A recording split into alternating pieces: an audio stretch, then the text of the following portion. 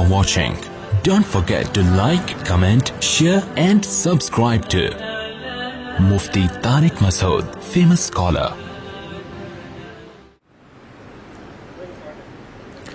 الحمد لله نحمده ونستعينه ونستغفره ونؤمن به ونتوكل عليه ونعوذ بالله من شرور أنفسنا ومن سيئات أعمالنا من يهده الله فلا مضل له ومن يضلل فلا هادي له ونشهد أن لا إله إلا الله وحده لا شريك له ونشهد أن محمدا عبده ورسوله صلى الله تعالى عليه وعلى آله وأصحابه وبارك وسلم تسليما كثيرا كثيرا سيدي واسم. أما بعد فأعوذ بالله من الشيطان الرجيم. بسم الله الرحمن الرحيم. أفرأيت من اتخذ إلهه هواه وأضله الله على علم وختم على سمعه وقلبه وجعل على بصره غشاوة.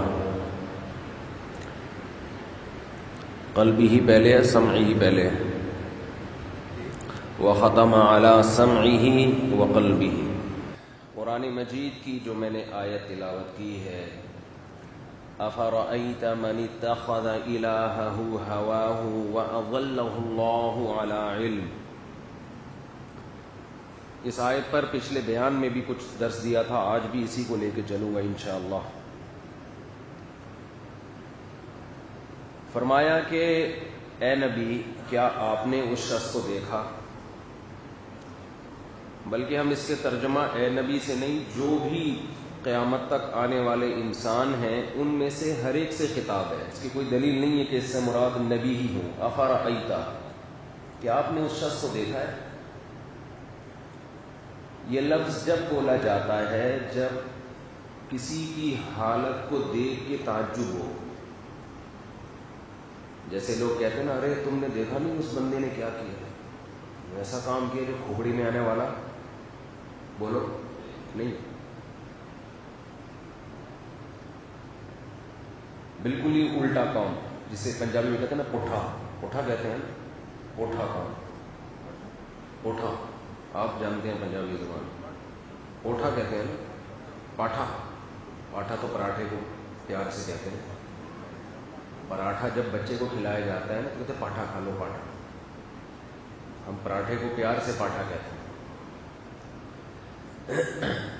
تو جب بھی کوئی پوٹھا پاٹھا، میں نے تو پوٹھا سنا ہوا ہے. اصل میں پنجابی زبان میں مزے کی چیز یہ ہے کہ جب کسی چیز کو بالکل ایک ہلکا کر کے بیان کرنا ہو نا، بہت ہی نارمل وے میں، تو پنجابی کے الفاظ بڑے مزہ کرتے ہیں. اس میں اے کہ رولہ پہ گیا تے چودھری سٹا لے گیا.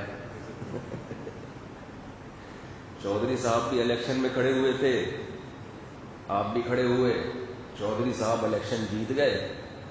اردو میں کیا کہیں گے، یہ کیا ہو گیا ہے کہ چودھری صاحب سیٹیں لے گئے. مزہ آیا ہے بھائی. چودھری صاحب کو تو مزہ آیا جو سیٹیں لے گئے، لیکن عوام کو بالکل بھی مزہ نہیں آیا. لیکن جب اسی کو پنجابی میں کہیں گے تو اے کی رولا پہ گیا چودھری سٹاں لے گیا. نہیں بس گڈی نو سائڈ تے لا دے.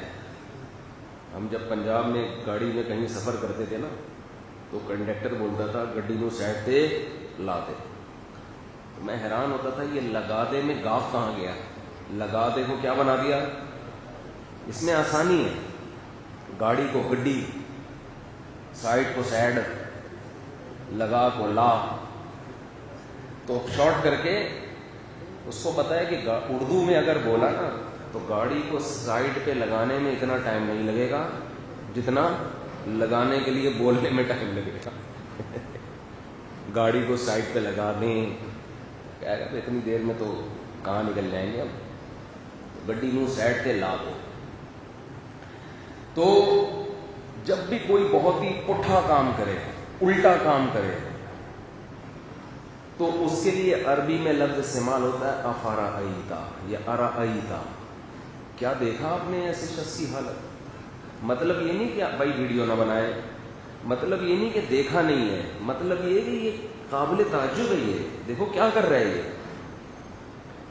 تو قرآن کہہ رہا ہے افرأیتا، اے مخاطب جو اس وقت میری بات کو، میرے کلام کو سن رہا ہے.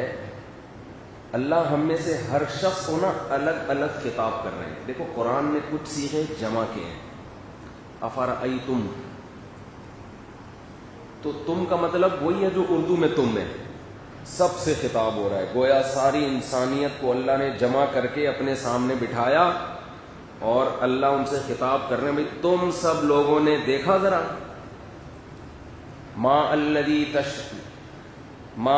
تشربون سورہ واقعہ میں، بتاؤ تم سب اکٹھے ہو کر جو پانی تم پیتے ہو، اانتم انزلتموہ من المزن ام نحن المنزلون، اسے آسمان سے تم نازل کرتے ہو یا ہم نازل کرتے ہیں. یہ خطاب سب کو ہے، ساری انسانیت کو. لیکن قرآن میں جہاں تا کا لفظ آیا افرأیتا، تم نہیں بلکہ افرأیتا، دیکھا آپ نے تاروں کو، جہاں تا کا لفظ آیا ہے اس کا مطلب یہ ہوتا ہے کہ جب سے قرآن نازل ہوا اس وقت سے لے کے قیامت تک جو جو بھی آئے گا دنیا میں، اس کو اللہ الگ لے جا کے خاص اس سے خطاب کر رہے ہیں کہ تجھ سے میں الگ سے بات کر رہا ہوں، اس سے الگ سے بات کر رہا ہوں، تجھ سے الگ سے. جب انسان سے الگ الگ بات ہوتی ہے نا تو اس میں انسان اس بات کو ویلیو دیتا ہے. مجمع سے آپ کسی کو مجمع سے خطاب کریں عمومی بات ہے، درمیان میں کسی کو بلائیں ادھر آؤ ادھر آؤ، اور پھر اس سے الگ سے بات کریں، اس کی ویلیو الگ ہوتی ہے، سامنے والے پہ اثر زیادہ ہوتا ہے. تو جب ہم قرآن کی تلاوت کرتے ہیں اور قرآن کہتا ہے افرأیتا، کیا تو نے دیکھا، تو خطاب وہ ہوتا ہے جو تلاوت کر رہا ہوتا ہے یا سن رہا ہوتا ہے، اس سے خطاب. الم یکن نطفة من منی یمنی ثم کان علقة فخلق فسوى فجعل منه الزوجین الذکر والانثى الیس ذلک بقادر علی ان یحیی الموتى.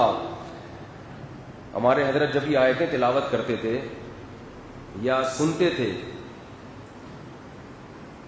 الم یکن نطفة، انسان کیا ایک پانی کا قطرہ نہیں تھا، من منی، منی کا، ثم کان علقۃ، اللہ نے اس پانی کو جمع ہوا خون بنا دیا، فخلق فسوى، اسے انسان بنا کے اعضاء کو برابر کیا، آنکھ ناک کان سب اپنی جگہ فٹ کر دیے.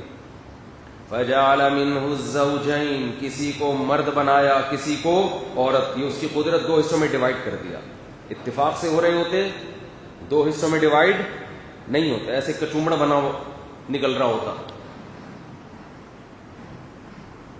فجعل منہ الزوجین الذکر والانثى، آگے قرآن کے الفاظ ہیں الیس ذالک، کا مطلب خطاب کس سے ہو رہا ہے، جو تلاوت کر رہے ہیں نا اس سے الگ سے خطاب ہو رہا ہے. اللہ کہہ رہے ہیں الیس ذالک، جو پڑھ رہا ہے نا میری آیتوں کو یا سن رہا ہے، اللہ کہہ رہے ہیں اسپیشل میں صرف تجھ سے پوچھ رہا ہوں، بتا جس ایک ہوتا ہے ذالکم، ذالکم کا معنی خطاب کس سے ہے، سب سے. ذالک کا معنی صرف تجھ سے پوچھ رہا ہوں جو پڑھ رہا ہے میری آیتوں کو یا سن رہا ہے. الیس ذالک، جس ذات نے یہ کیا میں تجھ سے پوچھتا ہوں، کیا اس کو قدرت نہیں ہے کہ وہ اس کو مردہ بنا کے دوبارہ اٹھا دے. اس سوال پہ اللہ نے سورت کو کیا کر دیا، ختم. کیا وہ دوبارہ اس مردے میں جان نہیں ڈال سکتا؟ تو ہمارے حضرت فرماتے تھے جب میں یہ آیت پڑھتا ہوں میں کہتا ہوں بلا، جواب میں کیا کہتا ہوں، بلا. اے اللہ کیوں نہیں کر سکتا، ہم تو انکار نہیں کریں گے تیری اس قدرت کا. تو نے کہہ دیا کہ مردوں کو دوبارہ زندہ کروں گا حساب کتاب کے لیے، بلا اے اللہ ضرور کرے گا، مانتا ہوں میں. کیونکہ اللہ سوال کر رہا ہے نا، اللہ سوال کر رہا ہے، اور سوال بھی ساری انسانیت سے نہیں، جو قرآن پڑھ رہا ہے اسپیشل اس سے. کہ اللہ کہتے ہیں کہ تو بتا کیا جس ذات نے منی سے گوشت بنایا, گوشت سے ہڈیاں, ہڈیوں میں کھال چڑھا دی, پورا انسان بنا کے, پھر کسی کو مرد کسی کو عورت بنا کے ماں کے پیٹ سے باہر نکالا. اب اگر یہ مر گیا تو جس نے یہ سب کچھ کیا ہے کیا وہ دوبارہ نہیں بنا سکتا؟ بس سورت ختم. اللہ نے تو جواب نہیں دیا. تو حضرت فرمایا کرتے تھے میں فوراً چیختا ہوں بلا, کیوں نہیں بنا سکتا ہے؟ اللہ بنا سکتا ہے, ہم تو مانتے ہیں. ملحد لوگ کہتے ہیں نہیں بنا سکتا. ملحدین بڑے پھینک رہے ہیں آج کل مارکیٹ میں سائنسدانوں کے حوالے. میرا بیان ابھی الحاد پہ نہیں ہے, وہ میں تھوڑا سا درمیان میں آ جاتا ہے تو تڑکا لگا دیتا ہوں. سائنسدانوں کو ہر چیز میں باپ بنا لیا گیا ہے. سائنسدانوں کو نا جس چیز کا تعلق ہسٹری سے ہے وہ سائنسدانوں سے پوچھی جا رہی ہے, جس چیز کا تعلق پیغمبروں سے ہے وہ کس سے پوچھا جا رہا ہے؟ سائنسدانوں سے. دو میاں بیوی میں نکاح ہوا, کسی نے انکار کیا میں اس نکاح کو نہیں مانتا, نہیں ہوا, ابھی رخصتی ہوئی نہیں ہے. ایک کہہ رہا ہے ہوا ہے, دوسرا کہہ رہا ہے نہیں ہوا. آپ سائنسدانوں سے پوچھو گے کہ ہوا ہے کہ نہیں ہوا؟ بولو. گواہوں سے پوچھو گے بھائی. دو عادل آدمی گواہی دیں گے بھائی میں نے ایجاب و قبول اپنے کانوں سے سنا ہے, تو مان لو گے نا. نیوٹن کہ نہیں ہوا یہ, تو آپ کہو گے بھائی تیری یہ فیلڈ, بولو نہیں ہے. ہر چیز میں ہر آدمی ہر فیلڈ میں کیا کر رہا ہے؟ ٹانگ اڑا رہا ہے. ایک ہمارا بہت بڑا المیہ یہ ہے کہ جو جس فیلڈ میں جاتا ہے نا وہ سمجھتا ہے دنیا یہیں سے شروع ہوتی ہے یہیں پہ ختم ہوتی ہے, سب کچھ یہی ہے. جیسے جو بزنس مین جب تجارت کرتا ہے نا, صبح جو بزنس پڑھ رہے ہیں یونیورسٹیوں میں, جو بزنس پڑھ رہے ہیں نا, آئی بی اے یونیورسٹی میں بزنس پڑھایا جاتا ہے نا, آپ ان طلبہ سے پوچھو ان کی صبح و شام ان کی فکر معیشت اکنامکس کے علاوہ کچھ بھی نہیں. وہ ہر چیز کا حل کس میں سمجھتے ہیں؟ معیشت میں. سمجھتے ہو کہ نہیں سمجھتے؟ لہذا اگر کوئی انہیں اسلام سے معیشت کے احکام ثابت کرے جو ان سے میچ کر رہے ہو تو اسلام بہت اچھا. معیشت کی بات اگر اسلام نہیں کرے گا تو اسلام اچھا نہیں. یہ انسان کی نیچر ہے, وہ جو چیز صبح شام سنتا ہے دیکھتا ہے وہ سمجھتا ہے کل یہی ہے, سب کچھ کیا ہے؟ بولو نا, یہی ہے. جو میڈیکل سائنس میں پڑھ رہے ہیں نا ان کے صبح و شام صحت کے گرد گھومتے ہیں. ہر چیز کیا ہے؟ اب ایک ڈاکٹر نے کہا کہ ایک لیڈی ڈاکٹر کسی مرد کا علاج کرا سکتی ہے, کا علاج کر سکتی ہے, جبکہ باڈی کو ہاتھ بھی لگانا پڑتا ہے. تو میں نے کہا نہیں بھائی, جب میل ڈاکٹر موجود ہیں تو فیمیل سے علاج کیوں کروا رہے ہیں, اور وہ بھی جوان, اور خاص طور پہ جسم کو ہاتھ بھی لگانا پڑ رہا ہے. تو ایسے موقع پہ ڈاکٹروں کا جواب کیا ہوتا ہے؟ یار ان چکروں میں نا ہم میڈیکل سائنس میں پیچھے رہ جائیں گے.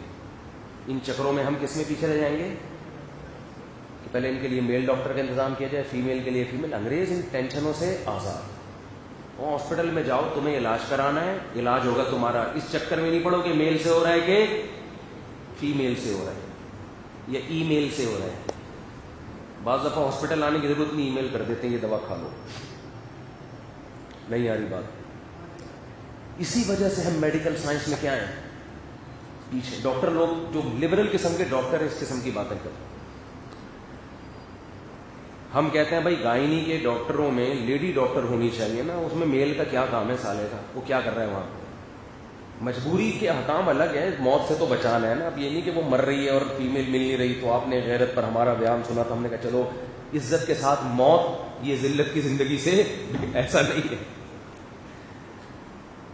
مجبوری کے حکام تو الگ ہیں, لیکن ایک اسلامی ریاست ہے اس میں بھائی گائنی تو خاص شعبہ لیڈیز کا, اس میں یہ کمبخت کر کے آ رہا ہے یہاں پہ. اس کو غیرت مند آدمی کو تو خود شرم آتی ہے وہاں کھڑے ہوتے ہوئے. میرا زنانے میں کیا کام ہے. ہمارے زمانے میں نا پہلے تمبو لگا کرتے تھے, زنانے الگ مردانہ الگ, اب تو مکس ہی ہو گیا ہے. تو جو زنانے میں گھستا تھا نا وہ تمبو میں سوراخ بھی ہوتے تھے, بعد ادھر سے جھانک رہے ہوتے تھے زنانیوں کو, اور کچھ زنانیوں میں گھس رہے ہوتے تھے. ہم چھوٹے بچے ہو کے ان کو تانے دیتے تھے. یہ انسان میں ایک فطرتاً اللہ نے رکھا ہے کہ مرد عورتوں میں گھسا ہوا اچھا نہیں لگتا, اس کو ویسے ہی گھن آتی ہے اپنے آپ سے, یار میرا کیا کام ہے وہاں پہ بھائی. اور عورتوں کو بھی نہیں اچھا لگتا ہے ایسا مرد, اب ان کو بھی لگنے لگا ہے. الٹی فطرت چل رہی ہے نا, جو زنانے ٹائپ کے آدمی ہیں وہ لیڈیز کو بھی اچھے لگ رہے ہیں, مردانہ وجاہت عورتوں کو بھی اب مردوں میں اچھی نہیں لگ رہی. الٹی کا سیٹ اپ الٹا چل رہا ہے. تو جو زنانے میں گھستا تھا اس کو اچھے نظروں سے نہیں دیکھا جاتا, جو لڑکیوں سے فری ہوتا تھا اس کو اچھی نظروں سے نہیں دیکھا جاتا تھا. تو میل ڈاکٹر کو تو خود تھوڑی سی ایک حیا آنی چاہیے زنانے میں گھستے ہوئے. مجبوری کے احکام الگ ہیں, ایسا نہ ہو کوئی میل بیچارہ مجبوری میں زنانے میں آیا اور آپ نے میرا بیان لگا کے چلا دیا. دیکھو غیرت کے لوگ یہ کر رہے ہیں, آج کل کلپ چلا رہے ہوتے ہیں. تو ہم جب یہ بات کرتے ہیں کہ بھائی ان کے لیے الگ ہو, ان کے لیے الگ ہو, تو کیا کہا جاتا ہے, بے یار ان چکروں میں نا میڈیکل سائنس میں ہم پیچھے رہ گئے. انگریزوں کے یہ ٹینشن وینشن نہیں ہے, علاج سے مطلب ہونا چاہیے. دیکھو میڈیکل سائنس میں تو ہم اس کی وجہ سے پیچھے نہیں رہ سکتے, یہ تو بیکار بات ہے. عورت اگر عورت کا علاج کرے, مرد مرد کا علاج کرے, اس کا ترقی سے اور میڈیکل سائنس سے کیا تعلق ہے بھائی. وہ پریکٹس کرے گی تو لیڈیز پہ کر لینا پریکٹس, یہ اس نے کرنی ہے تو آدمی پہ. لیکن فرض کر لو میڈیکل سائنس میں ہم اس کی وجہ سے پیچھے رہ گئے. اہم بات یہ ہے کہ دنیا کا ہر مسئلہ میڈیکل سائنس نہیں ہے. یہ نہیں کہ میڈیکل سائنس میں ترقی سے دنیا کے تمام مسئلے حل ہو جائیں گے. انگریز نے میڈیکل سائنس میں ترقی کر لی, غیرت میں بہت پیچھے چلا گیا. سمجھتے ہو, غیرت میں لیڈیز اور جینٹس کا جو فرق ختم کیا نا, اس کی وجہ سے غیرت اور شرم میں کیا ہو گیا, بہت پیچھے. اتنا پیچھے چلا گیا, اتنا پیچھے کہ اب ان کو اس غیرت والے نظام پہ آنے میں, جیسے ہمیں وہاں تک پہنچنے میں لوگ کہتے ہیں ترقی کے لیے 500 سال چاہیے, لیکن انگریز کو ہم تک پہنچنے میں غیرت میں 1000 سال چاہیے. اس کے بعد جا کے یہاں آئے گا اگر ابھی سے غیرت پہ کام شروع کر دے. تو دنیا کا ہر مسئلہ میرے بھائی میڈیکل سائنس بولتے کیوں نہیں. لوگ آنکھیں ڈونیٹ کر رہے ہیں, گردے ڈونیٹ کر رہے ہیں, مجبوری میں بہت سے علماء گنجائش دیتے ہیں. لیکن اب ایسا نہ ہو کہ انسان ایک اسپیئر پارٹ کی دکان بن جائے, جو کہ ہو رہا ہے. یہ چیز پھیل رہی ہے بہت زیادہ, اس کو لگام دینے کی ضرورت ہے. ہم منع کرتے ہیں بھائی آپ مرتے ہوئے آنکھیں ڈونیٹ نہ کریں, اپنی آنکھوں کے ساتھ قبر میں جائیں آپ. اس پہ لوگ اعتراض کرتے ہیں, اچھا جب خود تمہارے لوگوں کو آنکھوں کی ضرورت پڑتی ہے تو پھر تو جرمنی سے منگوا رہے ہو اور پتہ نہیں کون کون سے کنٹری سے منگوائی جاتی ہیں, وہ لوگ ڈونیٹ کر دیتے ہیں. دوسروں کے لیے اصول کچھ اور اپنے بارے میں کہہ رہے ہو آنکھیں ڈونیٹ مت کرو. بھائی ہمارے مذہب میں جائز نہیں ہے, ان کے مذہب میں جائز ہے. اب ایک آدمی نے کر دی, وہ تو کر دی نا اس نے, تو اب آپ نہیں لگاؤ گے کوئی اور لگا لے گا. ہم نے کب کہا ہے گوروں کو کہ یہ ڈونیٹ کرو, بھائی نہیں کرو. ہم نے کب کہا ہے؟ جس طرح سے یہ تیزی سے پھیل رہا ہے نا, تو یہ انسان اور اسپیئر پارٹ کی شاپ میں کوئی فرق, جیسے بائک میں پرانا مال, پرانے پرزے وہ بیچ دیے, نئے والے لگا لیے. اب میں اس سے زیادہ نہیں جاتا, پھر یہ پورا اس کو جب تک تمام پہلوؤں سے بیان نہ کیا جائے نا, تو اس کے پھر بیان کے فائدے کے بجائے نقصانات زیادہ ہوتے ہیں. تو ابھی میرا یہ ٹاپک نہیں ہے, میں اس پہ کسی اور وقت میں بات کروں گا انشاءاللہ. یہ بہت تیزی سے یہ چیز بڑھ رہی ہے ہمارے معاشرے میں. تو انسان انسانیت کا درس بھی دیتا ہے. مردے کا جنازہ ہونا چاہیے, اسلام کا حکم ہے. میت بھی اسی طرح قابل احترام جیسے زندہ. آپ اس کے پارٹس بانٹنا شروع کر دیں, جنازہ آ رہا ہے شاپر میں ہے بھائی, جنازہ کس میں آ رہا ہے؟ شاپر میں. یہ کیا ہے بھائی؟ اس کے گردے کہاں ہیں؟ وہ وسیم بھائی کو دے دی ہم نے, ان پہ فٹ آ رہے. اس کے پھیپڑے کہاں گئے؟ بھائی کورونا کی وجہ سے چمونی آپا کے پھیپڑے خراب ہو گئے تھے, وہاں لگا دیا ہم نے. ابے اس کی آنکھیں کہاں ہیں؟ ابے بھائی وہ صاحب تھے نا, گولی لگنے سے ان کی آنکھوں کا مسئلہ ہو گیا تھا, تو وہاں سے ادھر فٹ. بھائی ناک کہاں ہے؟ کہہ رہے ہیں یار وہ ناک کی ہڈی ان کی بڑھی ہوئی تھی, ڈاکٹر نے غلط آپریشن کیا, ناک کے ڈیزائن ہی چینج ہو گیا, تو ان کی ناک پسند آ رہی تھی, ڈیزائن یہاں سے لے لیا. ایک مثال دے رہا ہوں کہ ڈاکٹر بولے ایسا نہیں ہوتا, تو میں سمجھانے کے لیے مثال دے رہا ہوں. مجھے پتا ہے ناکیں نہیں لگ رہی, لگنے میں ٹائم بھی نہیں لگے گا. گھٹنا کہاں ہے؟ بھائی ان کے گھٹنے کی بال خراب ہو گئی تھی, تو گھٹنا نکال لیا تھا, وہاں سے بال وہاں فٹ کر دی, اب دوبارہ گھٹنا جڑ نہیں رہا تھا ایلفی سے, تو پھینک دیا. یہ گوشت ہے, اس پہ کیا ہو رہا ہے؟ تو ایسے موقع پہ امام صاحب کہیں گے, میں اگر ہوا تو میں کہوں گا کہ ایسا کرو, یہ بھی کسی غریب کے کام آ جائے گا, اس کو کھلاؤ. بہت سے غریبوں کو گوشت کھانے کو بولو نہیں ہے, جان بچانے کے لیے کسی غریب کو یہ گوشت کھلاؤ. اس کو کہتے ہیں صحیح طریقے سے انا للہ ہونا کسی کا. ایک تو انا للہ ہوتا ہے, روح جسم سے نکلتی ہے, باڈی رہتی ہے. یہ والا انا للہ, اس کو کہتے ہیں سچی مچی کا انا للہ ہو گیا. بندہ مارکیٹ سے ڈر لگ رہا ہے ایسا نہ ہو جائے کہیں فیوچر میں. جتنے پرزے لے کے آئے ہو نا, ان تمام پرزوں سمیت قبر میں جانے کی کوشش کرو. خوش قسمت لوگ ہیں جو پورے پرزوں سمیت قبر میں چلے جائیں. میں کہتا ہوں خوش قسمت. گورکن پہ نظر رکھا کرو, تازہ تازہ مردوں کے پارٹس نکال نکال کے بیچ رہا ہوتا ہے. ایک صاحب نے ابا کو دفنایا, 3 دن تک قبرستان سے نکل نہیں رہے. میں نے کہا بھائی کیا خود بھی دفن ہونے کا پروگرام ہے, بس نکلو یہاں سے. کہہ رہے ہیں بھائی 3 دن تک حفاظت کر رہا ہوں, گورکن پہ اعتماد نہیں ہے. ڈاکٹروں کے رابطے ہوتے ہیں گورکن سے بھی. نکال بھائی. مردہ لاشوں پہ تجربے ہو رہے ہیں, لاوارث. اس پہ بھی ڈاکٹروں سے بڑی بحث ہوتی ہے کہ لاوارث لاشوں کو چیر پھاڑ کر کے میڈیکل سائنس کا علم سیکھنا یہ جائز نہیں ہے. انسانی لاش کی توہین کی اجازت نہیں ہے آپ کو. دیکھو ایک ہے جان بچانے کے لیے کسی کے جسم کو چیر پھاڑنا, وہ جان بچانے کا عمل ہو رہا ہے, اس کے لیے تو جائز ہے. ایک ہے جان بچانا کا طریقہ سیکھنا. کوئی آپ پہ حملہ کرنے کی کوشش کرتا ہے قتل کرنے کے لیے, جان بچانے کے لیے آپ کے لیے جائز ہے کہ آپ اس کو مار دیں گولی. جان بچانے کے لیے نا, جان بچانے کی ٹریننگ سیکھ رہے ہیں, اس کے لیے 8-10 بندے اڑا دیے آپ نے, یہ جائز ہے؟ بولو نا. اب ڈاکٹر یہاں یہ دلیل دیتے ہیں کہ ہم ایک انسانی لاش سے جب تجربے کر کے جان بچانے کا طریقہ سیکھتے ہیں تو اس طریقے سے ہم ہزاروں کی جان بچا لیتے ہیں. بھائی ابھی بچا نہیں رہے, بچانے کا طریقہ سیکھ رہے ہو. تو جیسے کسی فوجی کو ٹریننگ کے دوران جان بچانے کا طریقہ سیکھنے کے لیے کسی کو قتل کرنے کی اجازت نہیں ہے, حالانکہ وہاں بھی وہ یہ تعویل پیش کر سکتا ہے ہم سچی مچی کی لڑ رہے ہیں تاکہ 8-10 بندے مر جائیں. مریں گے تو ہمیں طریقہ آئے گا میدان جنگ میں, پھر اپنے ہزاروں ساتھیوں کو ہم بچا لیں گے. بھائی یہ دلیل دنیا میں کہیں بھی کوئی لاجک نہیں, شریعت تو مانتی نہیں اس دلیل کو. اس کی مثال اور میں شریعت سے دیتا ہوں. اسلام نے اجازت دی ہے کہ جب بھوک سے مر رہے ہو, کھانے کو کچھ بھی نہ ہو, تو سور کا گوشت بھی کھا سکتے ہو جان بچانے کے لیے, بچ جائے. لیکن آپ نے کیا کہا؟ آپ نے کہا یار میں جانے والا ہوں جنگل کی طرف, ہو سکتا ہے وہاں بھوک لگے اور کچھ کھانے کو نہ ہو, اور پھر اگر خدا نخواستہ سور ہی ملا, کچھ نہ ملا, تو مجھے تو سور کھانے کی الحمدللہ عادت نہیں ہے. آپ نے یہ سوچا تو پہلے میں تھوڑی یہاں پریکٹس کر لوں, تھوڑا سا اپنے آپ کو عادی بناؤں, تاکہ اگر کبھی ضرورت پیش آئی تو میں کھا سکوں. یہ جائز ہوگا؟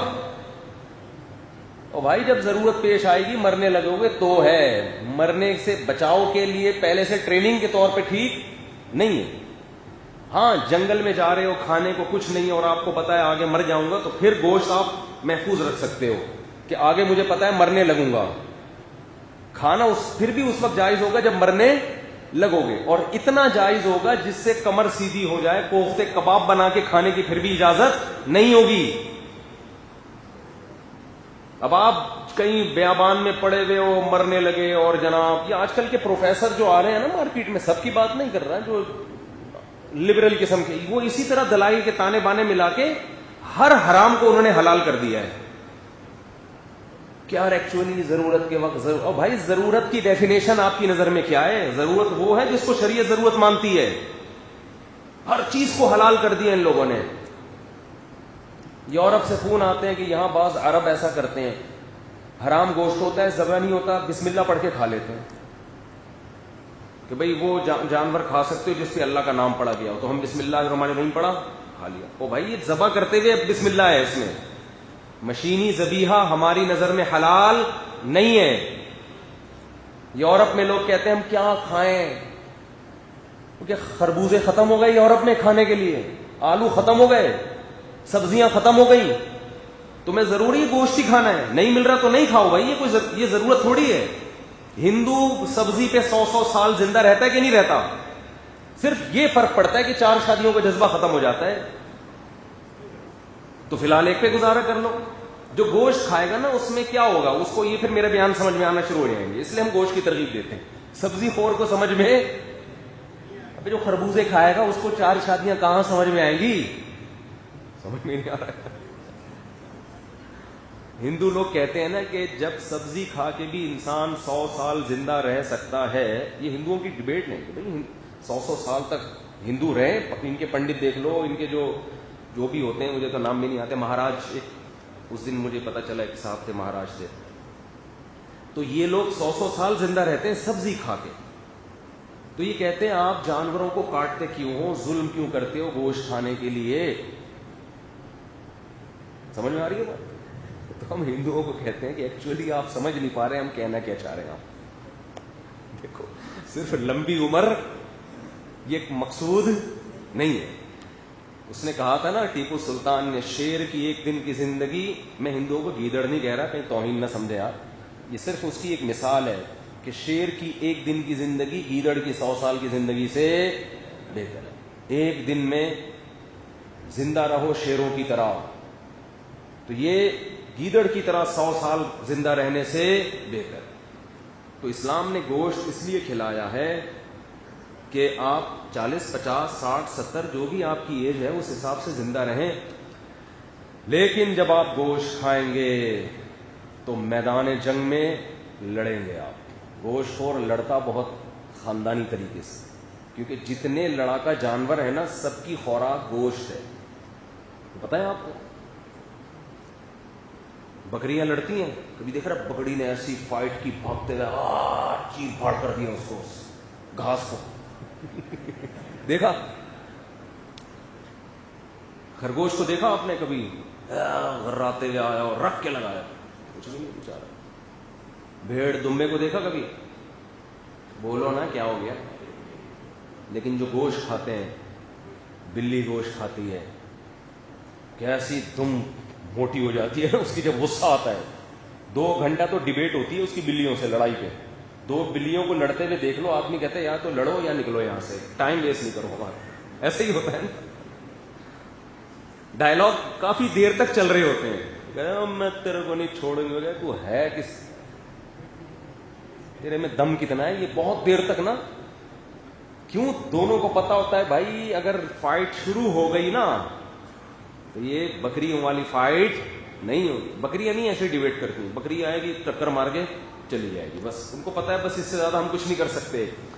بلوں کو پتا ہے کہ لڑائی ہو گئی تو دونوں میں سے ایک کا جنازہ اٹھ سکتا ہے, اس لیے وہ لڑائی سے پہلے مذاکرات, دھمکیوں پہ کام چلاتے ہیں. او تیری ایسی کی تیسی ہو گئی, چل یہاں سے دمیں گھما کے نا موٹی کر کے.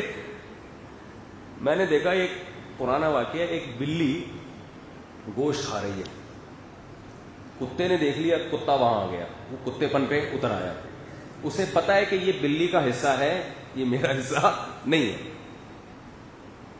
لیکن کتا جب قریب آیا ہے تو بلی نے تو پہلے تو غرانا شروع کیا, وہی میں تیری, کیونکہ دونوں گوشت کھو رہے ہیں, ان کو پتا ہے فائٹ ہوئی تو بڑی خاندانی قسم کی فائٹ ہوگی.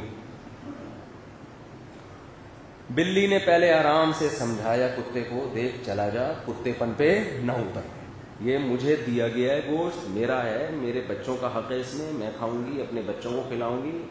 شرافت سے سمجھایا, نہیں سمجھ میں آیا. کتا اور قریب آیا, بلی کی دم اسی حساب سے, جتنے انچ کتا قریب آ رہا تھا بلی کی دم اسی حساب سے موٹی ہوتی جا رہی. یہ سائن ہوتا ہے کہ میں فارم میں ہوں. جیسے ہی کتا قریب پہنچا ہے نا اتنی زور سے بلی نے اس کے تھپڑ مارا ہے کہ وہ چیختا ہوا بھاگا. مجھے اندازہ ہوا, میں نے کہا دیکھو طاقتور کتا ہے, کمزور کیا ہے بلی, لیکن حق پر ہونے نے بلی کو ایسی موٹیویشن دی ہے, اور کتے کو پتا ہے کہ میں حق پر نہیں ہوں, لہذا اس میں بہادری پیدا نہیں ہو رہی. حالانکہ کتا تو 2 منٹ میں بلی کو چیر پھاڑ کر کے مار دے, لیکن کتے کو پتا تھا کہ میں کتے پن پہ اترا ہوا ہوں, لہذا اس کو موٹیویشن نہیں مل رہی تھی بلی پہ حملہ کرنے کے لیے. تو اس سے پتا چلتا ہے آپ بعض دفعہ کمزور ہوتے ہیں لیکن حق پر ہوتے ہیں.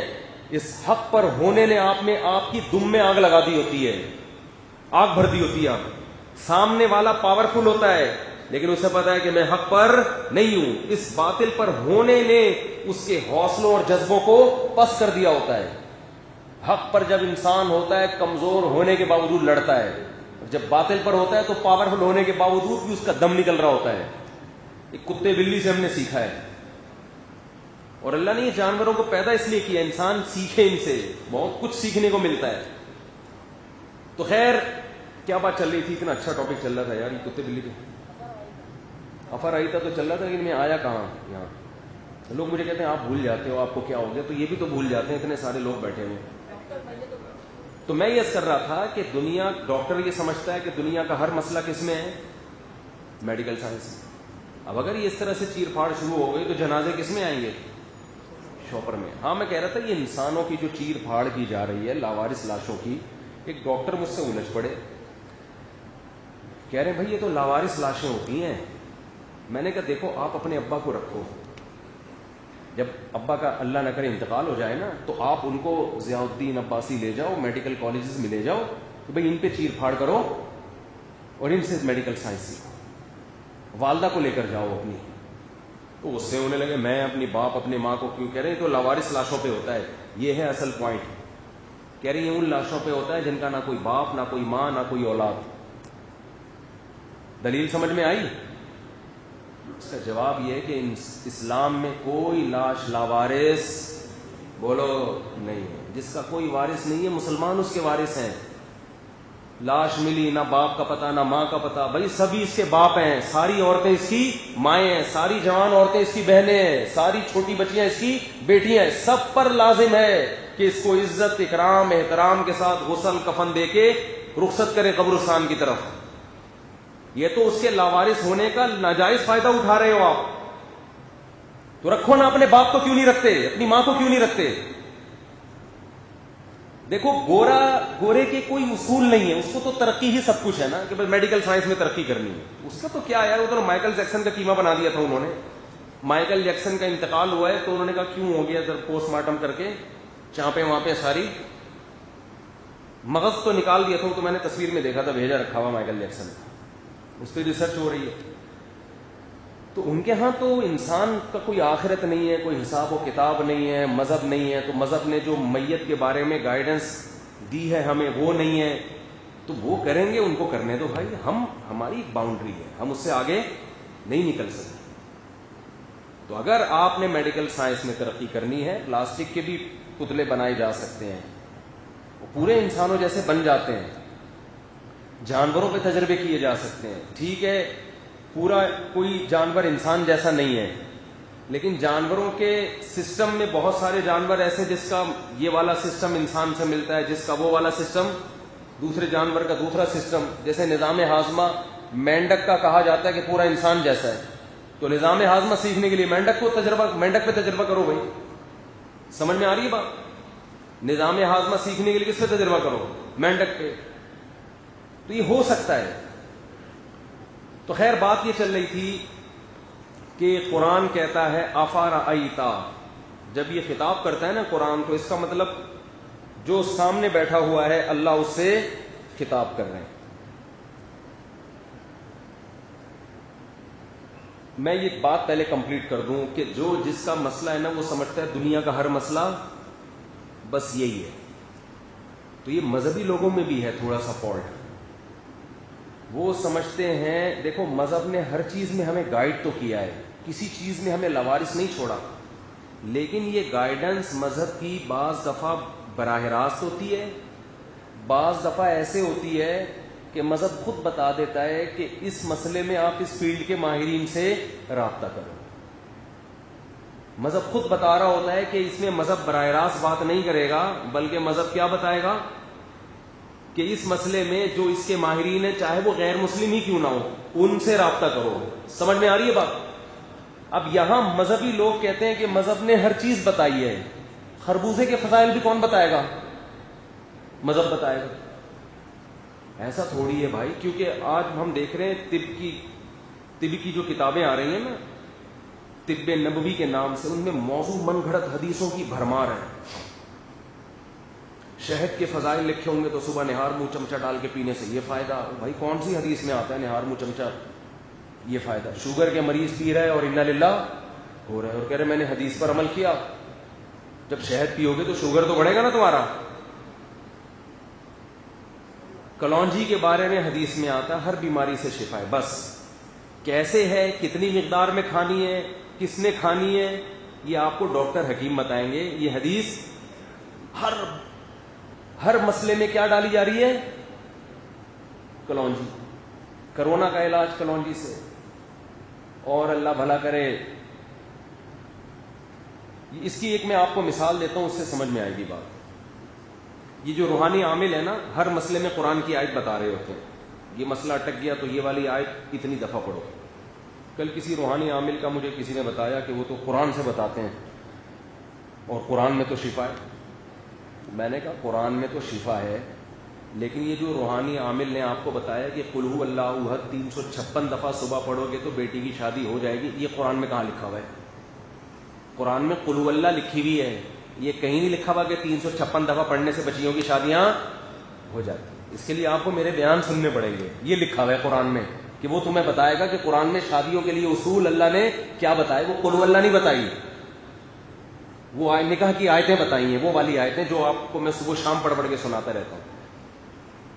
روحانی عامل الو بنا رہے ہیں لوگوں کو. طبیعت اتنی, میں فون نہیں اٹھاتا لیکن کبھی اٹھانا شروع کرتا ہوں تو بہت اٹھاتا ہوں تاکہ مجھے پتا چلے مارکیٹ میں ہو کیا رہا ہے. ابھی چند دنوں سے میں نے فون اٹھانا شروع کیا تو میں مارکیٹ میں ان ہو گیا, دوبارہ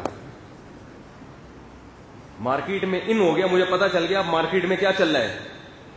فونوں سے تو پتا چلتا ہے نا لوگوں کے مسائل کیا ہیں. جوان آدمی کا ایک ہی مسئلہ ہے, سیٹنگ ہوئی ہے, لڑکی کے ابا نہیں مان رہے. لڑکیوں کا بھی یہی مسئلہ, میرے ابا نہیں مان رہے, ان کا بھی یہی مسئلہ. جب کسی جوان مرد یا عورت کا فون آئے نا, جوان لڑکے یا لڑکی کا, تو ان کا مسئلہ سیٹنگ پہ شروع ہو کے کہاں ختم ہو رہا ہے؟ سیٹنگ. ان کو میری طرف سے ایک ہی جواب ہے. میں سوچ رہا ہوں یہ ریکارڈ کر کے نا ڈال دوں. اب ہم پتہ کیا کرنے والے ہیں ابھی, جیسے دفتروں میں کمپنیوں میں آپ فون کرتے ہیں نا, کیونکہ اس طرح ٹائم بہت ویسٹ ہوتا ہے نا. جو کام کے لوگ ہیں ان سے پھر رابطہ ہی نہیں ہو پاتا, سیٹنگیں نمٹاتے رہو بیٹھ کے ان کی. تو اب ہم لوگ ایک وہ سسٹم بنا رہے ہیں کہ ایک ماسٹر فون ہوگا, نمبر ہوگا, اس سے کال آئے گی.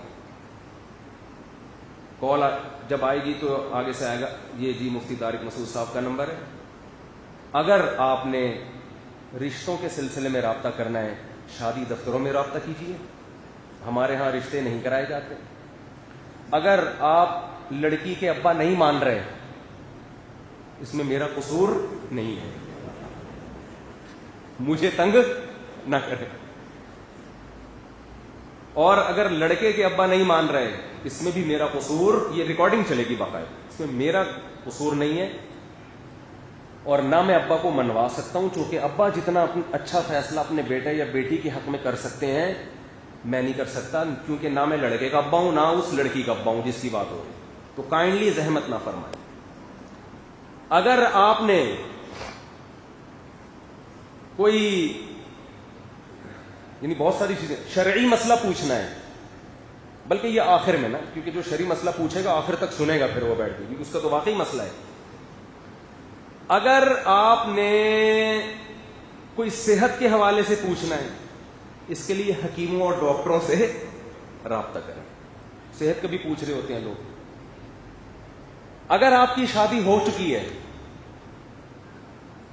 اور آپ کی صحت اجازت نہیں دے رہی, تو بھی کس سے رابطہ کریں؟ جو 2 شادی کر کے پھنستا ہے نا, وہ بھی مجھے فون کر رہا ہوتا ہے. خون صحت کے حوالے سے، جس کا دوسری کا ارادہ ہوتا ہے مجھ سے کشتے مانگ رہا ہوتا ہے وہ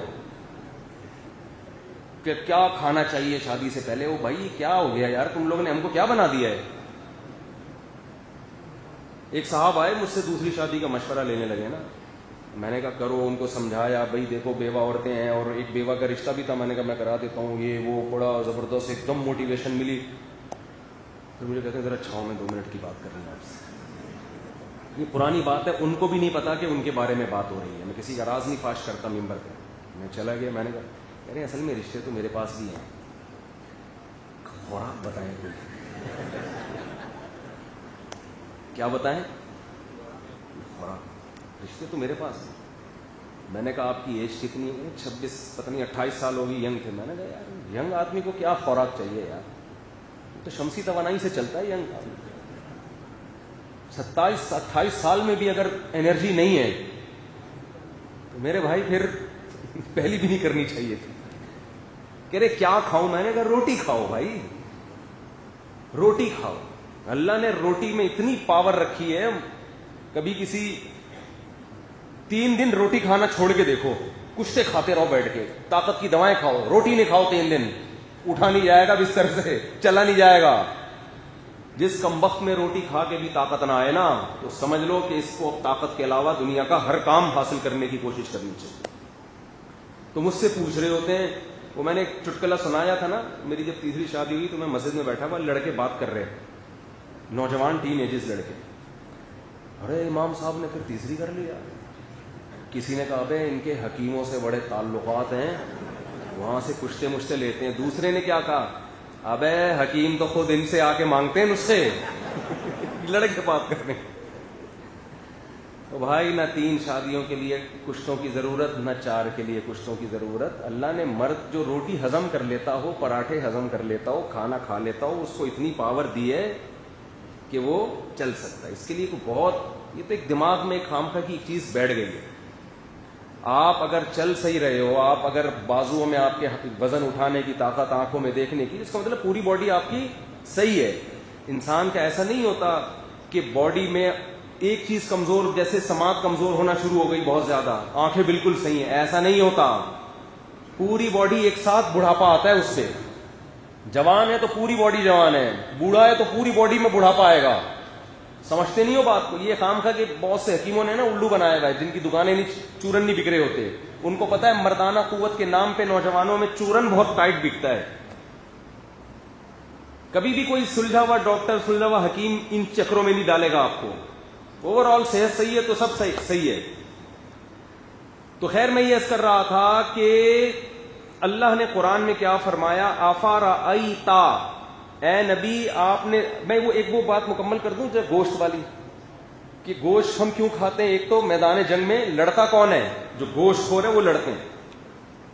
دوسرا، ہندو جب یہ کہتے ہیں 100 سال جیو گے سبزی کھا کے، تو ہم کہتے ہیں بھائی ہمیں 100 سال جینا ہے لیکن تمیز سے جینا ہے. ٹھیک ہے، ہم نے نسل بھی بڑھانی ہے اپنی. تو نسل ہماری اسپیڈ سے بڑھے گی سبزی کھا کے نہیں، بلکہ گوشت کھا کے. ہم فیملی پلاننگ والوں کے منصوبوں کو نہیں مانتے. میرے جب بھی یہ بچے کی زیادہ ہونے چاہیے اس پر بیان جاتا ہے نا، لبرل لوگوں کی طرف سے بہت مذاق اڑایا جاتا ہے، نیگیٹو کمنٹس ہوتے ہیں. ایک نے، کل میں پڑھ رہا تھا اپنے کمنٹس، ایک نے لکھا ہاں زمین کو بھر دو بچوں سے، جگہ ختم کر دو. زمین کو بچوں سے بھر دو، جگہ ہی ختم ہو جائے. جگہ زمین پہ اتنے آرام سے ختم ہونے والی نہیں ہے. قرآن کے الفاظ دیکھو، وَمَن يَخْرُجْ مِن بَيْتِهِ مُهَاجِرًا إِلَى اللَّهِ وَرَسُولِهِ. یہ آیت تو ہے ہجرت کے بارے میں، لیکن یہ اس کے مفہوم سے عموم ثابت ہوتا ہے. یجد فی الارض مراغما کثیرا وسعا، زمین میں نکل کے دیکھو بہت وسعت نظر آئے گی. زمین ابھی ہزاروں کلومیٹر لمبے لمبے جنگلات ہیں، صحرا ہیں. اتنی زمین، اب صرف ایک بلوچستان کی زمین ایسی ہے کہ پورا پاکستان وہاں سما جائے نا، پھر بھی بہت زیادہ حصہ خالی رہے گا اس کا. آپ کا ایک صوبہ بھی نہیں بھرا ابھی.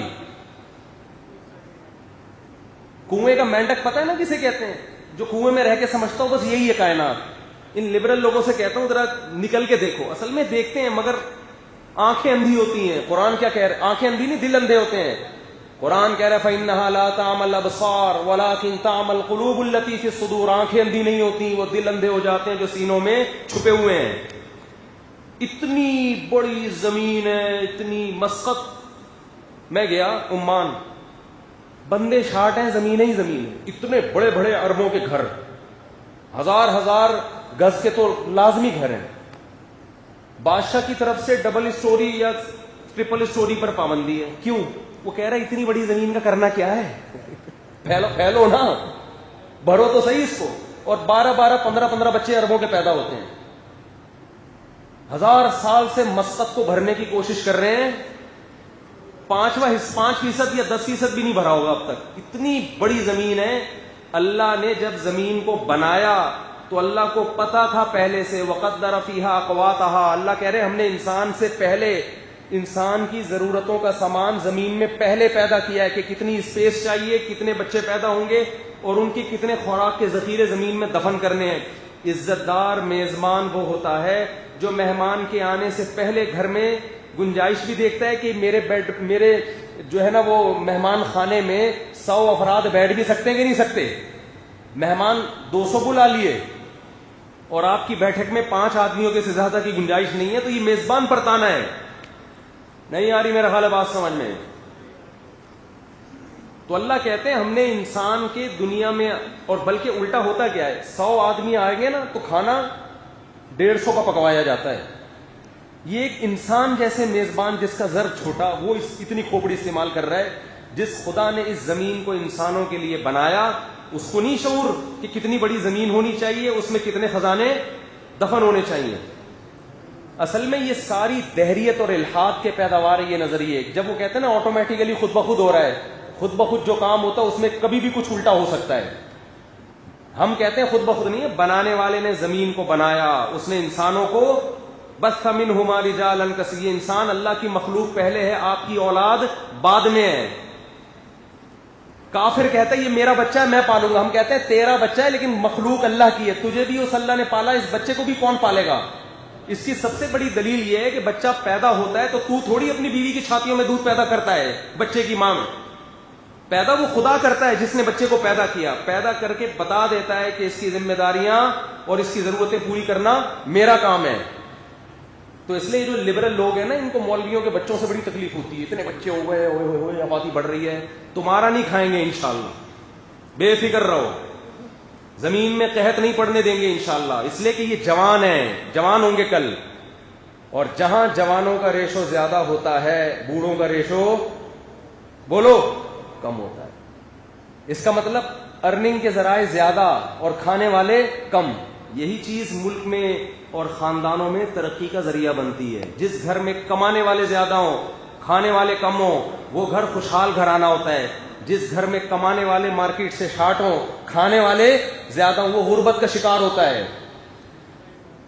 میں ابھی انٹرویو لوں گا، چمن جاؤں گا، میرا دوست ہے 30 بچے، صرف 3 بیویوں سے، 1 بیوی سے. تو اتنے لبرل بھی نہیں ہے بھائی ہم. 1 بیوی سے 30 بچے، اتنے براڈ مائنڈیڈ بھی نہیں ہے. وہ مینڈک کے بچے تھوڑی ہیں. 3 بیویوں سے 30 بچے. تو میں جاؤں گا، ابھی چمن جانے لگا تھا لیکن موسم بہت خراب ہو گیا تھا، اس کا انٹرویو لوں گا. ہوا کیا ہے کہ میں آپ کو واقعہ سناتا ہوں. میں جامعۃ الرشید میں 2006 یا 2007 کی بات ہے پڑھا رہا تھا. تو مجھے کسی نے بتایا کہ وہ ساتھ میں ایک طالب علم ہے، وہ لوگ 24 بہن بھائی ہیں. میں نے کہا یار، جو فیملی پلاننگ والوں کے منصوبے ہم نے وہ سنی ہوئی تھی ان کی کہ بچے زیادہ ہوتے ہیں تو کھانے کو نہیں ملتا، ایکچولی یہ ہوتا ہے، تو ٹوپی ڈرامہ جو بھی چلا رہے ہوتے ہیں نا. تو میں نے کہا بلا کے لاؤ. پورا پلا پلایا 2 دانت کا لال سرخ ٹماٹر. میں نے کہا یار تم تو خوراک کی زیادتی تو لگ رہی ہے، کمی تو کہیں بھی نظر نہیں آ رہی.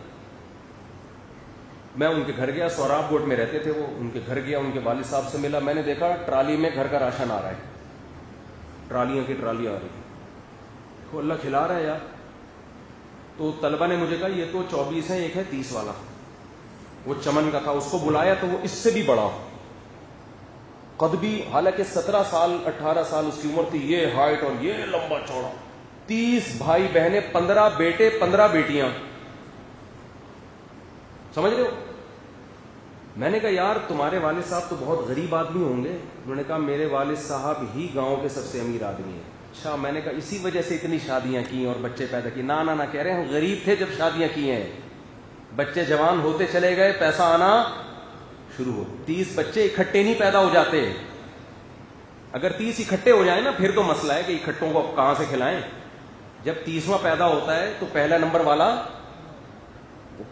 وہ جوان ہو کے بڑا ہو کر باپ کے بازو بن چکا ہوتا ہے. وہ 10-15 باپ کے بازو بن چکے ہیں. تو اس نے کہا کہ میرے ابا کی چھوٹی سی کھوکھا تھا, دکان تھی. میں جاؤں گا ابھی اس کے گھر میں انٹرویو لوں گا اس کی انشاءاللہ, ہمارا شاگرد ہے. کہہ رہا ابا کی چھوٹی سی دکان تھی, ابا کی شادی ہوئی. وہ تو نسل روکنا جانتے نہیں ہے وہاں کے لوگ, شکر ہے وہ فیملی پلاننگ کے منصوبوں سے ڈسے ہوئے لوگ نہیں ہیں. خوشحال گھرانہ وہی ہوتا ہے جس میں افراد ہوں. ہر بچہ الگ خوبصورتی لے کے آتا ہے, ہر بچے کی باتیں الگ. ہم تو اللہ کا شکر ہے اپنے بچوں کو دیکھتے ہیں, ہم کہتے ہیں یار ان میں کون سا والا ایسا ہے جس کے بارے میں یہ ہے کہ یہ نہیں پیدا ہوتا تو اچھا تھا. سارے ہی اچھے لگ رہے ہیں یار, سارے ہی پیدا ہو کے کتنے اچھے لگ رہے ہوتے ہیں, پیار آتا ہے. اگر یہ غلط تھا پیدا ہونا تو کتنا پیار کیوں کر رہے ہو؟ بولے یار یہ کیا ہو گیا, واٹ از دس, یہ تو غلط ہو گیا. غلط نہیں ہو گیا بھائی, بہت اچھا ہو گیا. تبھی تو چمٹا رہی ہے, ماں بھی چمٹا رہی ہے, باپ بھی چمٹا رہا ہے, اس کو کھلونے دلا رہے ہیں, اس سے باتیں کر رہے ہیں, زبان نکال کے آنکھیں بڑی کر کے اس کو ہنسانے کی کوشش کر رہے ہیں. یہ انٹرٹینمنٹ ہے. میں کہتا ہوں جو یہ کہتا ہے نا ماں باپ بچوں کو پالتے ہیں, جھوٹ بولتا ہے. میرا دعویٰ ہے بچے ماں باپ کو پالتے ہیں. بچے تو خود ہی پل رہے ہوتے ہیں, وہ ماں باپ کو پالنے کا ذریعہ, انٹرٹینمنٹ کا ذریعہ. آپ کو بچے بوجھ اس لیے لگ رہے ہوتے ہیں کہ آپ دوسروں کے بچوں کو دیکھ رہے ہوتے ہیں. دوسروں کے بچے کبھی بھی اچھے نہیں لگتے. دوسروں کے لوگوں کو صرف بیوی اچھی لگتی ہے. رپورٹ ہے یہ, ہر ایک کی بات نہیں کر رہا, جو بیان سن رہے ہیں ان کے علاوہ کی.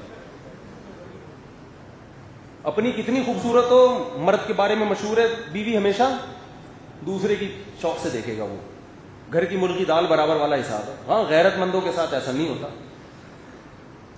تو بچے پالتے ہیں ماں باپ کو, ماں باپ میں محبت کا ذریعہ بنتے ہیں. ماں کو بھی پتا ہے بھائی خون ہے, دونوں یہاں کے جمع ہو رہے ہیں.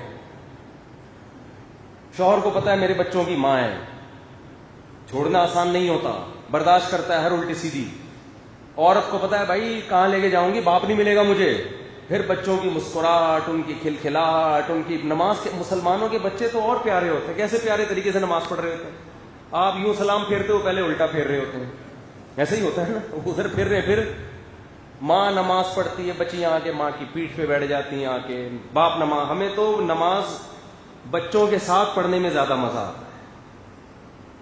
کبھی جماعت رہ جائے نا, میری کوشش ہوتی ہے گھر میں بچہ ساتھ کھڑا ہوا, اس کی الگ ہی, اسے دیکھ کے اللہ کی محبت کی چنگاری زیادہ پیدا ہوتی ہے. یار اللہ کی کیسی نعمتیں, کیسا بنایا ہے اللہ نے. ماہر نفسیات کہتے ہیں کہ بچہ درجنوں نفسیاتی بیماریوں کے علاج کا ذریعہ ہے. اسٹریس اور ڈپریشن ختم کرنے کا ذریعہ ہے بچہ. ایسا انسان کو خوشی دیتا ہے. اپنا بچہ ہو, دوسروں کے بچوں کو دیکھ کے کبھی وہ نہیں کیا کرو قیاس کہ یار یہ دیکھو اتنے بچے, یہ کیا ہے. جب آپ کے ہوں گے پھر لگے گا آپ کو یار یہی تو رونق ہے گھر کی. تو وہ 30 ماشاءاللہ, جلدی سے بات کو سمیٹ کے ختم کر رہا ہوں, 30.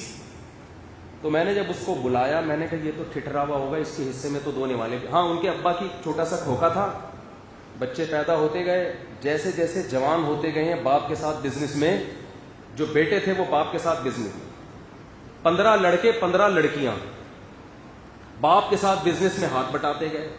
اتنا بزنس پھیلا ہے کہ 30واں بچہ آنے سے پہلے کروڑپتی ہو چکے ہیں.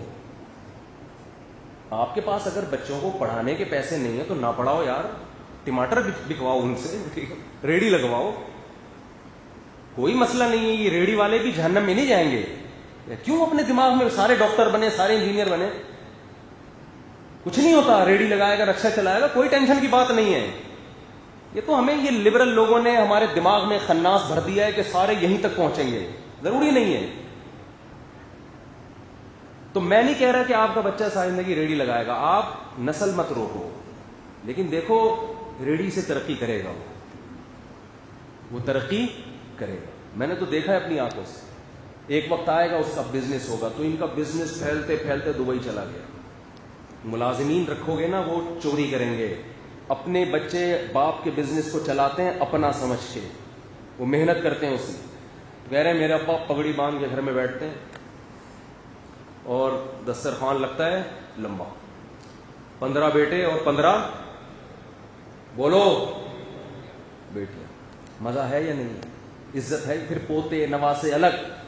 یہ 2 بچوں میں تو میرا تو دل چاہتا ہے ان 2 بچوں کو بھی عیدی سینٹر میں جمع کرا دوں. اس تکلف کی ضرورت کیا تھی آپ کو؟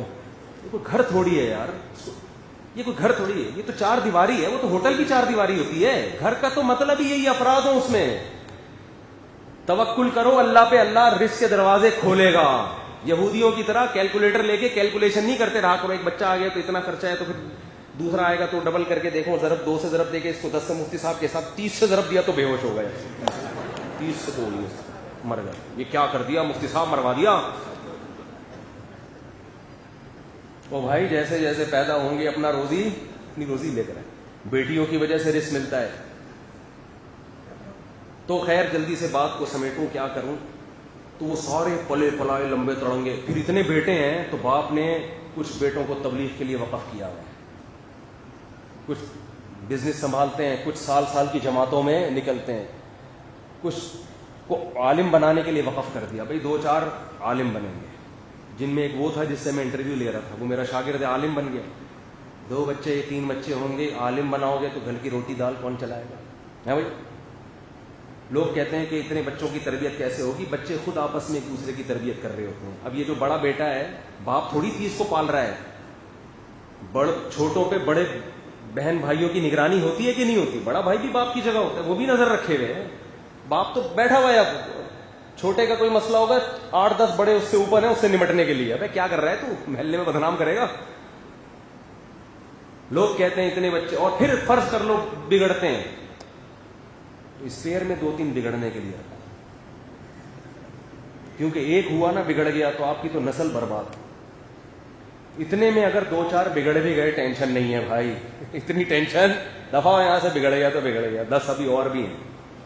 بیٹیاں بھی دل بہلاتی ہیں باپ کا, اور کہہ رہے ہیں ہمارے یہاں تو رشتے بھی زیادہ آتے ہیں بیٹیوں کے, کیونکہ سب کو پتا ہے کہ یار ان کے ابا نے 3 کیے ہیں یا 4 کیے ہیں تو ہمیں بھی دوسری پر پابندی نہیں ہوگی. اس بیس پہ رشتے بھی زیادہ آتے ہیں بیٹیوں کے. سمجھتا نہیں ہے نا بات کو, جب پڑھے گا نہیں رات کو تو سمجھے گا کیسے بات. تو تھوڑا کشادہ ذہن کرو اپنا. یہ ہر وقت اتنی بٹوا نکال کے گنتے رہنا, اتنے پیسے ہو گئے, بیگم کو یہ کھلا دیا, یہ ہو جائیں گے. یہ یہودیوں والی سوچ ہے, مر جاؤ گے اسی ٹینشن میں. اب خوشحال گھرانہ ہو, خاندانی ہے, بیگمات بھی بھلے پھڈا کر رہی ہوں, 4 بیویاں پھڈے کے ساتھ بھی اس ایک سے اچھی ہیں جو محبت کے ساتھ رہے آپ سے. یہ ٹیپو سلطان کے ملفوظ کو میں نے تھوڑا سا چینج کیا ہے. ٹیپو سلطان نے کہا تھا کہ شیر کی 100 دن کی زندگی گیدڑ کی 100 سال کی زندگی سے بہتر ہے. تو ایک بیوی جو پھڈا نہ کرے وہ دوبارہ اس کو چینج کرتے ہیں. شیر کی 1 دن کی زندگی گیدڑ کی 100 سال کی زندگی سے بہتر ہے. تو 4 پھڈا کرنے والی بیویاں 1 پھڈا لیس بیوی سے بہتر ہے. یہ خواتین بہت غصہ کرتی ہیں ایسی باتوں سے. کوئی بات نہیں, پھڈے تو چلتے ہیں یار, گوشت کھاؤ گے تو لڑائی سوکنوں کے جھگڑے بھی ہوتے ہیں. نبی کے گھر میں کیا ہوا, ایسا معاملہ ہوا کہ آپ 1 مہینے کے لیے گھر سے چلے گئے. ہمارے اتنی نوعیت کے نہیں ہوتے کہ ہم 1 مہینے کے لیے مارکیٹ سے چھاڑو. نبی تو ایک دفعہ پریشان ہوئے اور آپ نے قسم اٹھائی 1 مہینے تک گھر نہیں آؤں گا میں. یعنی گھر سے تشریف لے گئے. تو ان کے دور میں بھی تھا یہ. یعقوب علیہ الصلوۃ والسلام, ایک مولانا صاحب کہنے لگے بھائی یہ 2 شادیوں کی اتنی ٹینشن دیکھو. یوسف علیہ السلام کے ابا نے یوسف علیہ السلام کو, یہ سوتیلے بھائی تھے نا, تو سگے بھائیوں نے آپس میں مل کے دوسری زوجہ کے بھائی کو حسد میں کنویں میں ڈال دیا. یہ ہوتا ہے 2 شادیوں کا نتیجہ. وہ میری مخالفت کر رہے تھے کہ پیغمبر کے گھر میں بھی 2 بیویاں اور ان کے بچوں کے جھگڑے ایسے کہ ایک بیوی کے بیٹوں نے, ایک ماں نے دوسری ماں کے بیٹے کو کیا کر دیا, حسد میں کنویں میں. ہم اور آپ کیا ہوتے ہیں. میں نے کہا اتنی ٹینشن کے باوجود یوسف علیہ السلام کے ابا نے 2 شادیاں بولو کی. اس سے پتہ چلتا ہے کہ یہ ان ٹینشنوں کے ساتھ سنت ہے. ٹینشنوں کے ساتھ کیا ہے. اور میں نے کہا اگر یوسف علیہ السلام کے والد حضرت یعقوب آپ کے مشورے پر عمل کر لیتے اور اس چکر میں دوسری نہ کرتے کہ ٹینشنیں ہوتی ہیں تو ان کو یوسف نہ ملتے. سمجھتا نہیں ہے نا بات, ان کو یوسف جیسی اولاد نہ ملتی. اس کے فائدے اس کے سائیڈ افیکٹ سے زیادہ. ہر وہ چیز جس میں فائدے زیادہ ہوتے ہیں سائیڈ افیکٹ بھی ہوتے ہیں. کورونا کی ٹیکا ٹھوکتے ہیں نا ڈاکٹر, 3 دن بخار رہتا ہے, لیکن ڈاکٹر کہتے ہیں کہ بھائی اس سے اس بخار سے بچ گئے جو موت کے منہ میں لے جاتا. تو وہ آیت رہ گئی ہے, کیا کریں. اب جمعے کا بیان تو ایسا ہی ہوتا ہے, افرأیت من اتخذ الہہ ہواہ. اس پر ہم انشاءاللہ اگلے ہفتے دوبارہ روشنی ڈالیں گے. وقت پورا ہو چکا ہے. اللہ سمجھنے کی, عمل کرنے کی توفیق عطا فرمائے.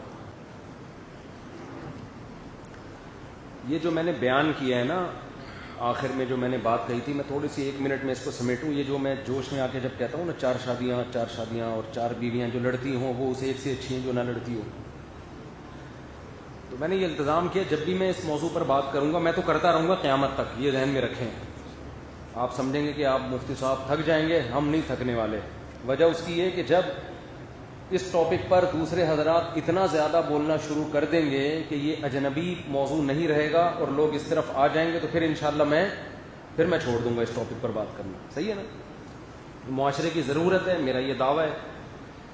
تو میں جب بھی یہ بات کرتا ہوں نوجوان ایک دم جوش میں آتے ہیں, ٹھیک ہے بھائی, لیکن مسئلہ یہ ہے کہ جو لوگ بھی دوسری تیسری کرتے ہیں ان کی رپورٹیں اچھی بولو نہیں آ رہی. مرد کی رپورٹیں اکثر خراب آ رہی ہیں کہ وہ لٹکاتے ہیں دوسری کو یا پہلی کو.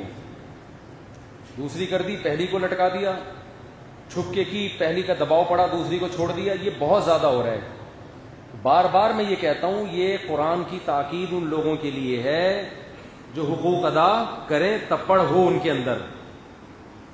صحیح ہے نا. خام خواہ میں یہ عورت پہ ظلم کرنے کا ذریعہ اس کو نہ بنائیں. آپ لوگ ظلم کرنے کا ذریعہ نہ بنائیں کہ عیاشی کے لیے کی, پھر مزے اڑا لیے, اس کے بعد اس کو پہلی بیوی کے دباؤ میں آ کے چھوڑ دیا, یا دوسری کی وجہ سے پہلی کو لٹکا دیا. یہ بہت زیادہ ہو رہا ہے, بہت زیادہ ہو رہا ہے. تو ہمارے ہاں المیہ یہ ہے کہ ہم ہر چیز کو اپنے ذاتی مفاد کے لیے استعمال کرتے ہیں. جیسے گورنمنٹ نے, علماء نے بتایا نا, حکومت زکاتیں لے سکتی ہے لوگوں سے, جائز ہے. تو گورنمنٹ نے یہ والا اسلام فوراً لے لیا, اور فرض رمضان کو زکاتیں کٹتی ہیں, گورنمنٹ کے خزانے میں جاتی ہیں, پھر وہ حکمرانوں کے آدھے پیٹ اس سے بھرتے ہیں, رشوتوں میں جاتی ہے, پتہ نہیں کیا کیا ہوتا ہے وہ. تو بھائی گورنمنٹ کو جو شریعت نے زکوٰۃ کاٹنے کی اجازت دی ہے وہ اپنی تون بھرنے کے لیے نہیں دی ہے, وہ غریبوں کے لیے دی ہے کہ گورنمنٹ کے پاس وسائل زیادہ ہوتے ہیں غریبوں تک پہنچانے کے. تو آدھا لے لیا, آدھا چھوڑ دیا. تو یہی ہو رہا ہے. بیان سن کے بہت سے مرد آدھا بیان لے رہے ہیں ہمارا شادیوں والا, حقوق والا نہیں لے رہے. اور 2 کے بعد میں جو بار بار کہتا ہوں نا 4 بیویاں ٹینشن والی اس ایک سے اچھی ہے جو ٹینشن نہ دے, یہ میں اس میں میسج دے رہا ہوتا ہوں کہ 4 کے بعد ٹینشن لازمی حصہ ہے.